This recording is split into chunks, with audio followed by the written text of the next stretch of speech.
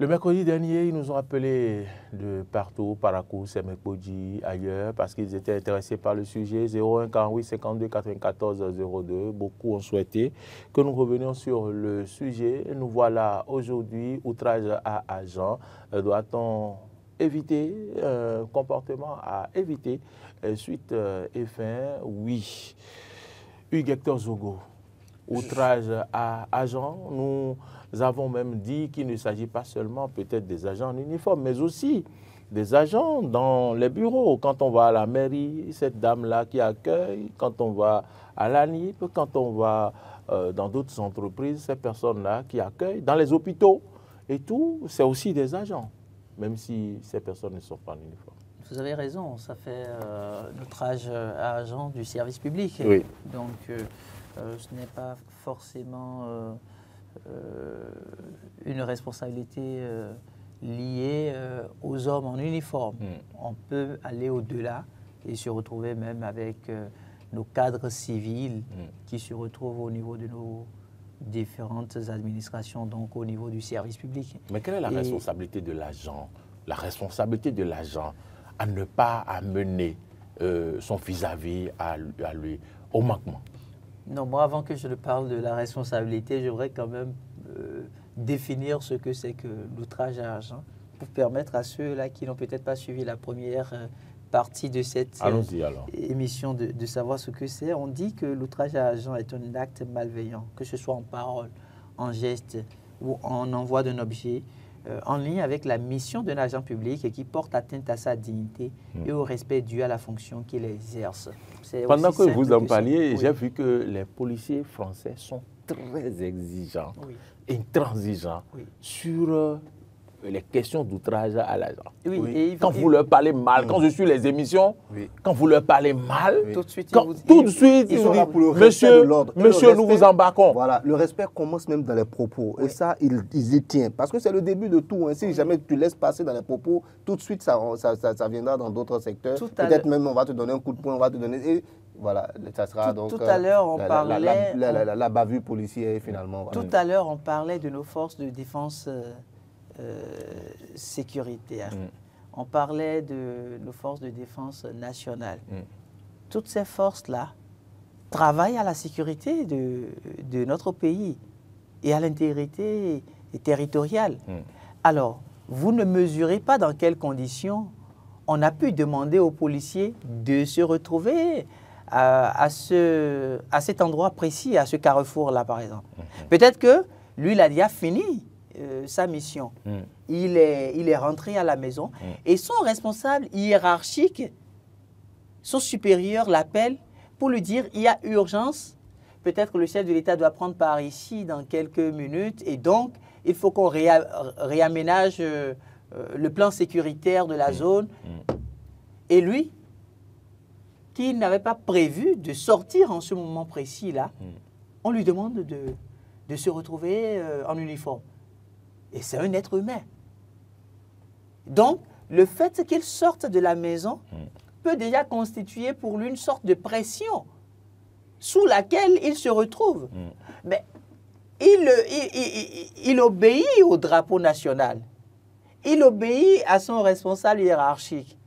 Il exécute l'ordre qu'on lui a donné. Et vous, en tant que citoyen, vous venez, il vous donne des orientations. Au lieu de respecter simplement ce qu'il vous dit, non, ce n'est pas ça votre préoccupation. Ce que vous trouvez à dire, c'est de l'insulter. C'est de commencer par l'humilier avec des propos discriminatoires, ainsi de suite. Imaginez la suite. Les téléspectateurs ont dit le mercredi qu'il y a des agents qui font plus de zèle. Oui, mais écoutez... Pourquoi nous voulons, pour la plupart du temps... Vous voulez réagir par rapport à ce qu'il a dit tantôt? Non, mais j'ai bien envie de m'exprimer. Pourquoi nous voulons, pour la plupart du temps, nous intéresser à la question du zèle? Pour moi, quand je vois un agent,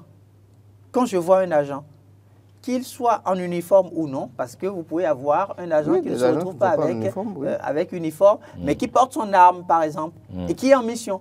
Dès que je constate que c'est un agent, je considère que j'ai en face de moi la représentation de mon pays. Donc, je considère que c'est une personne qui se retrouve sous drapeau. Et par conséquent, je lui dois respect. Nous sommes des humains, certes. Hein. Il peut arriver des moments où on n'arrive pas à se contrôler. Mais le souhait, ce qu'on doit demander à nos concitoyens, c'est quoi qu'il advienne, ne jamais manquer de respect, ne jamais manquer d'égard à un agent. Qu'il soit en uniforme ou non. Je reviens à vous. D'accord. Oumar. Je réponds également à la question, comme Hector vient de répondre à cette question tout de suite. Oui. Rien ne justifie un outrage à un agent. Même à n'importe...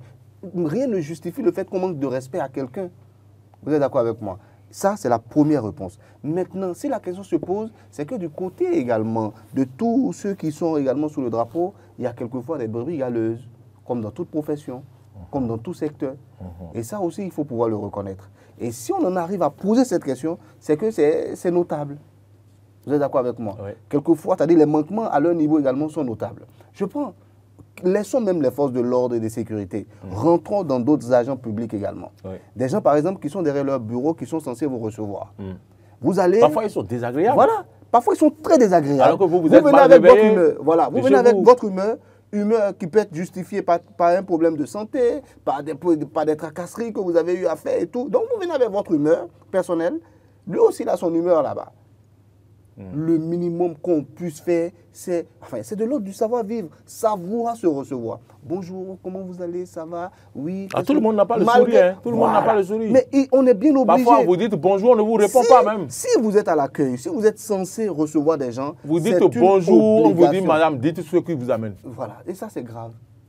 Et voilà, c'est ce que je voulais dénoncer. Donc, il y a la question de l'éducation. Voilà, il y a certains même qui vous agacent sans le savoir.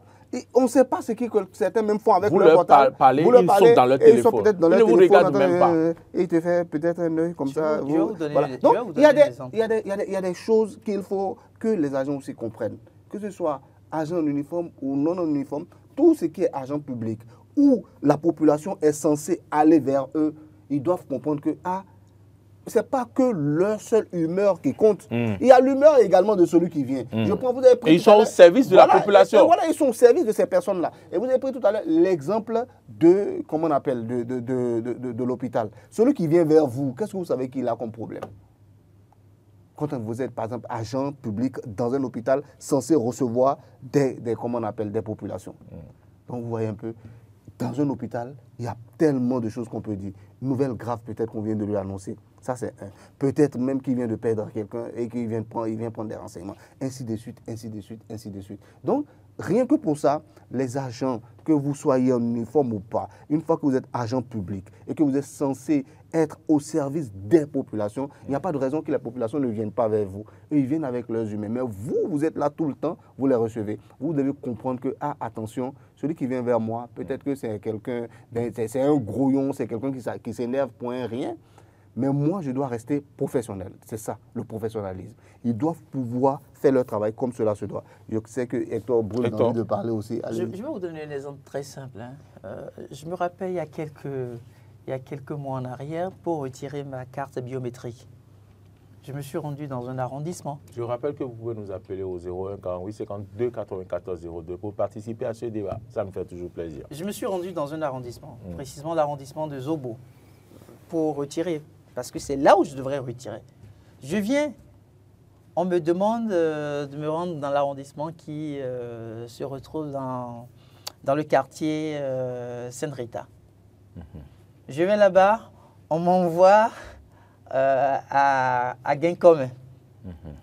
Je vais à Guinkomé, on m'envoie quelque part à Akwakwa. Ouais, et tout ça, l'humain dont je parlais, vous voyez déjà dans quoi ça met, dans quel état il est déjà. J'ai besoin de ma carte biométrique. Vous étiez avec votre BMW. Et puis, j'ai fait tout ce tour. Alors, quand j'ai fini de faire tout ce tour, finalement, je n'ai pas retrouvé la carte. Et il y a un agent qui, partageant ma peine, me dit: le mieux, c'est que vous puissiez vous rendre au niveau de la préfecture et le notifier pour qu'on puisse chercher le duplicataire pour vous. Je lui ai dit OK. Mais quand je réfléchis, avec tout ce que j'ai subi, je me suis dit, tu iras encore au niveau de la préfecture et ça va être encore autre scénario. Bon, du moment où ce n'est pas que cette pièce-là qui peut me permettre de me faire identifier, je lâche prise en attendant. Quelques semaines après, on m'appelle et on me dit, on m'appelle de l'arrondissement de Zobo. Et on me dit, votre carte est là, vous pouvez venir chercher. Le premier arrondissement que j'ai parcouru. Ouais, 10e arrondissement. Voilà.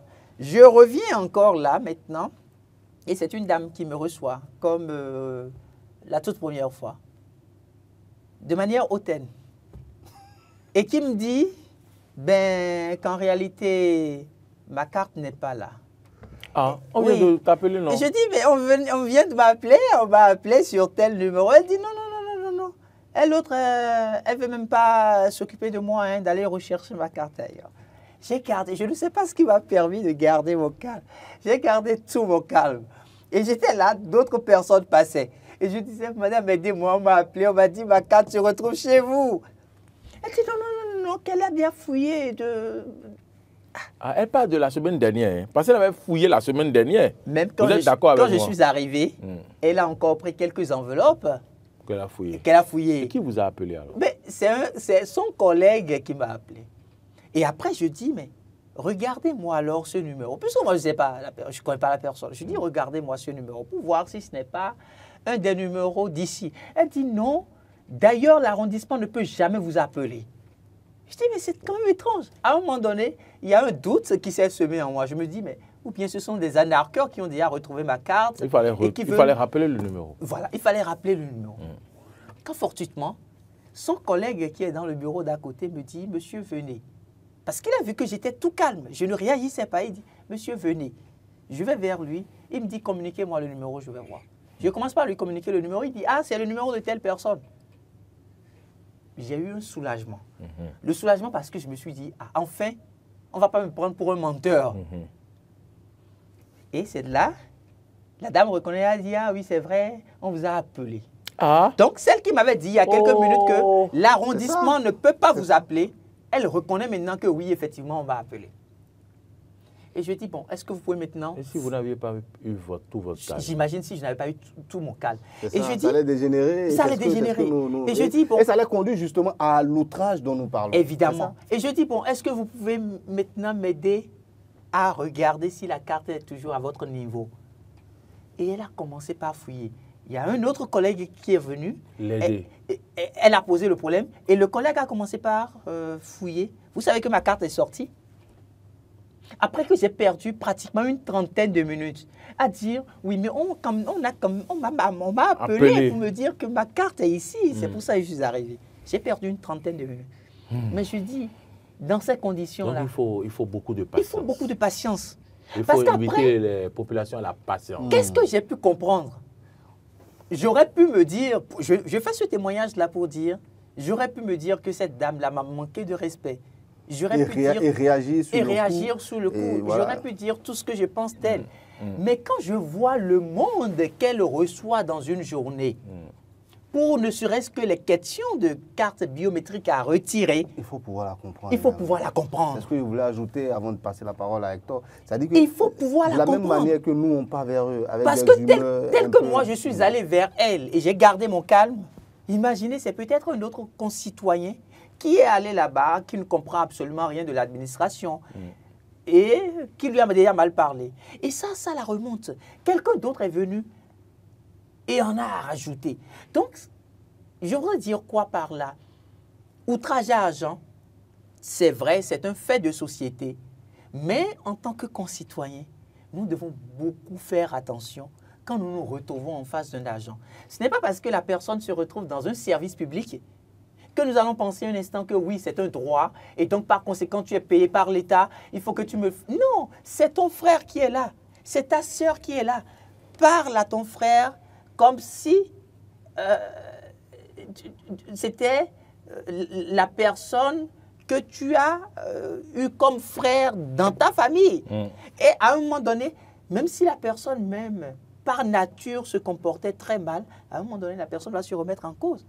Cette dame-là, je suis convaincu que depuis que je suis passé, c'est sûr que toutes les personnes qui passeraient la voie pour dire ma carte se retrouve chez vous, on m'a appelé, c'est sûr qu'elle aurait eu d'autres attitudes. Elle ne va pas continuer. Ça a été une leçon pour elle. Elle a ça a été une leçon on peut pour elle. appeler, il y a des gens qui peuvent Évidemment. appeler. Ou des collègues peuvent appeler. C'était plutôt, la démarche, c'était plutôt de demander est-ce qu'il y a un collègue qui a appelé ou je vais voir le numéro. Voilà. Voilà, je suis très content qu'on ne parle pas seulement du zèle des agents, parce que c'est important également de comprendre que c'est des personnes comme nous, qui sont faites également de chair comme nous, qui ont des soucis peut-être comme nous. Peut-être qu'au moment où tu vas voir cette personne-là, elle avait déjà reçu un grincheux, comme l'a dit Hector, qu'il a déjà mis dans un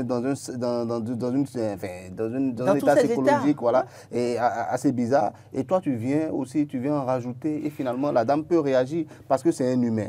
Donc, elle peut réagir. Donc, moi, je dis, rien ne justifie l'outrage à un agent public. Quand il est dans sa mission, quand il est en train de faire son travail, faites très attention, il faut le respecter. Maintenant, c'est vrai qu'il y a certains qui font du zèle.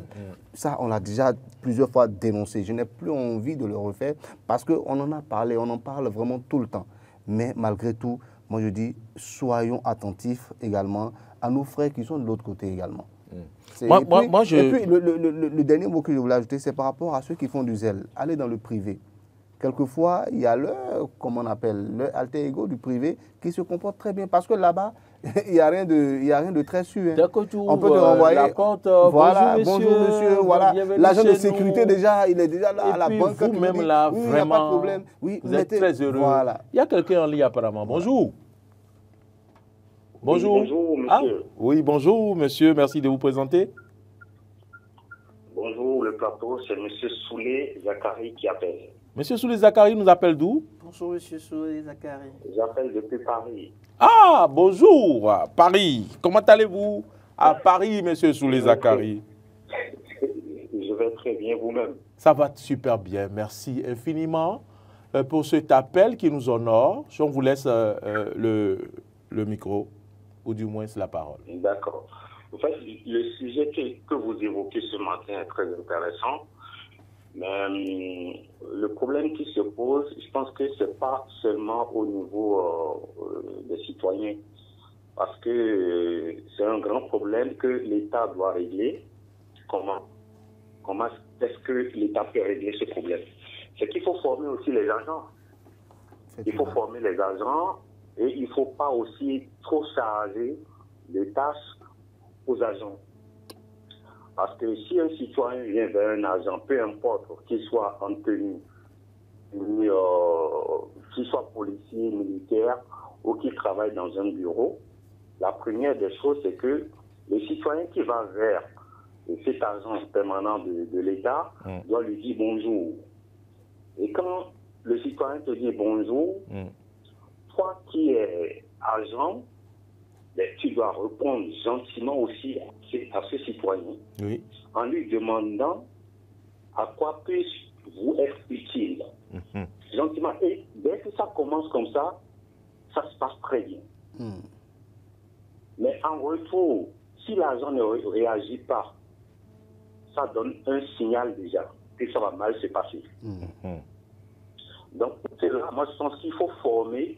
Peu importe l'agent de l'État, il faut une formation pour l'accueil des citoyens. D'accord. Et aussi ne pas charger vraiment du travail à nos agents. C'est ça. Parce que le fait de charger un agent, ça donne du stress et par derrière, ça provoque ces comportements. Ces comportements, très bien. Très bien. Donc, c'est ce que j'avais à dire. Vraiment, votre contribution nous importe beaucoup. Vous nous suivez souvent à Paris? Très souvent. Vous allez remarquer sur Facebook, je fais des commentaires. Ah, d'accord, d'accord. Merci infiniment. Quand vous nous appelez, c'est encore mieux. C'est du plaisir pour nous que de savoir que vous nous suivez. Et à travers vous, on remercie toute la communauté béninoise à Paris qui nous suit souvent. Bonne journée, Monsieur Soulé Zakari. On retient, on va conclure. On va conclure. Selon Monsieur Soulé Zakari, il ne faut pas trop charger les agents. C'est vrai. Ils ont mille choses à faire, au point où ils sont irrités. C'est ce qu'on dit, non? Ils sont irrités. Alors, il faut aussi les former. De temps en temps, il a dit de les former plutôt à l'accueil des citoyens. Oui, parfois, vous avez des inquiétudes, vous êtes stressé. Et juste parce que vous ouvrez la porte de la banque, le sourire qui vous accueille déjà règle tous vos problèmes. C'est pareil à l'hôpital. C'est pareil à l'hôpital. Vous allez à l'hôpital, vous êtes malade. Quand vous ouvrez la porte du médecin, juste la façon dont il vous dit « Bonjour, monsieur Zogo », ça vous guérit déjà. Voilà, moi, c'est ce que je disais tantôt. Je dis qu'il faudrait que les agents du public également prennent de la graine de ce qui se fait dans le privé. Quand vous allez dans le privé, vous voyez comment est-ce qu'on vous accueille. C'est différent parce que là-bas, rien n'est sûr. Hein. Ton poste, il n'y a rien de permanent chez eux. Là-bas, rien n'est sûr. Oui. On va vite finir là. Il ne nous reste que 2 minutes, sinon on va nous arracher. Voilà, parce que dans le public, on dit agent permanent et donc tout le monde est tranquille. Tout le monde est permanent. Que tu le fasses ou pas, que tu fasses ton travail ou pas, à la fin du mois, il y a quelque chose qui est versé là-bas. Ton salaire est versé donc sur ton compte. Voilà. Alors que dans le privé, ce n'est pas ça. L'obligation de résultat est là. Le monsieur qui a créé sa société, il veut engranger des dividendes. Il veut se faire du sou. Donc, merci, tu dois faire ton travail il est 1h09. Merci. Hugues, en quelques secondes. Je pense quand même que la question d'outrage à agent donc, renvoie la responsabilité de nos directeurs des ressources humaines. Je remercie donc notre compatriote vivant à Paris qui vient de mettre, M. Soulé Zakari, qui vient de mettre un accent particulier sur le fait qu'il faut que la direction des ressources humaines puisse penser davantage à la formation du personnel, en l'occurrence sur la thématique l'accueil du citoyen dans l'administration. Merci. D'autres nous suivent en silence. M. Désiré Diotan, toujours, avec son ami de tous les jours. Merci à M. Son Nameton. Il est en France également. Non, il doit être du côté de l'Italie. Il nous suit souvent. Je voudrais remercier également Sylvain Djossa, depuis la Guinée équatoriale. Ils sont nombreux, États-Unis, Canada, nos amis, Sévérin Aguemont, ils sont très nombreux. Merci une fois encore à M. Soulé Zakari. Appelez-nous souvent. Laurent, Roland Tonekes nous a suivi depuis son salon, mais également, on n'oublie pas notre ami Marc Goudjanou. Mesdames, Messieurs, portez-vous bien, profitez de votre week-end, profitez de la vie surtout. Et chaque instant est précieux. Merci à Emion Ogou. Et profitez, écoutez du Zouk Sokwi de Richard Flash. À bientôt.